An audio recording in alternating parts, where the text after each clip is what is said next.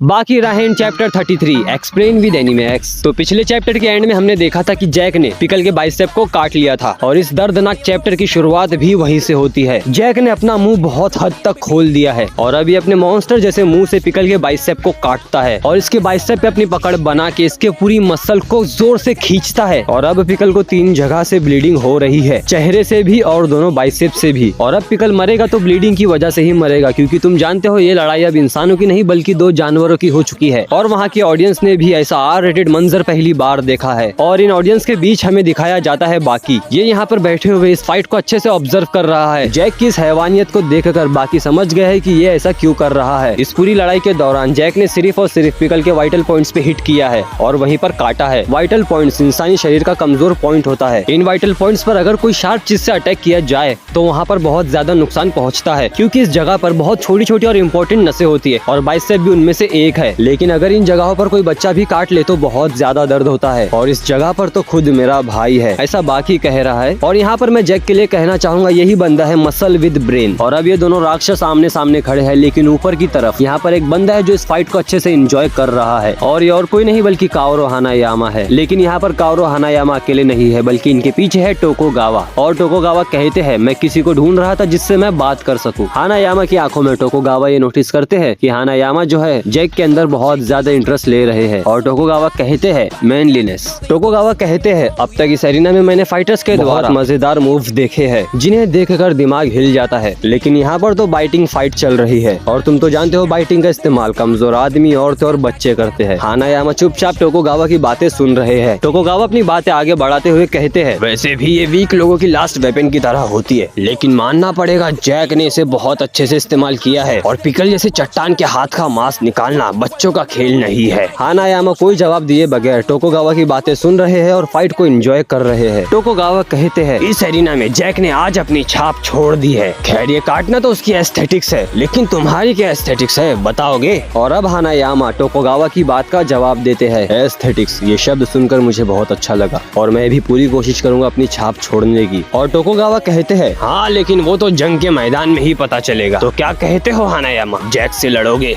शायद यहाँ पे हमें रेफरेंस दिया जा रहा है अगली फाइट होगी हानायामा वर्सेस जैक, लेकिन हमें हानायामा का जवाब नहीं दिखाया जाता है। और अब चैप्टर आता है जैक पर। हम यहाँ पर देख सकते हैं कि जैक के पेट से खून की गलियां बह रही है और तभी जैक अपने छोटे से मुंह को बहुत बड़ा कर देता है और अपने मुंह को हिला हिला के फिर से बंद कर देता है। ये हरकत जैक ने टाइम पास के लिए नहीं की थी, बल्कि ये यहाँ पर अपनी जॉ लाइन की मसल को आराम दे रहा था। लेकिन मौके का फायदा उठाकर पिकल तुरंत ही जैक पर अटैक कर देता है। ये अपने पैरों के 2 धारी नाखूनों से जैक के पेट के बीचों बीच गहरा नहीं बहुत ज्यादा गहरा वार करता है। लेकिन इस घाव के साथ जैक कहाँ रुकने वाला था। ये अपने एक हाथ से पिकल के बालों को पकड़ लेता है और ग्रिप बनाने के बाद ये फिर से इसे सुल्तान का मूव देने की फिराक में है और ये पूरी ताकत के साथ इसे पटक देता है। लेकिन ये मत समझना कि ये रुक गया है। पिकल के गिरने के बाद ये इसके ऊपर आ जाता है और अपने दांतों को फिर से तैयार कर लेता है। और अब क्या होगा वो तो तुम नेक्स्ट चैप्टर में देख लेना। तो ये थी इस चैप्टर की समाप्ति। मैं ऐसे ही और अदर एनीमे और मांगा का डब एक्सप्लेनेशन भी करता हूँ। तो मिलते हैं नेक्स्ट वीडियो में, तब तक के लिए सब्सक्राइब और मेरे चैनल पर विजिट भी कर सकते हो।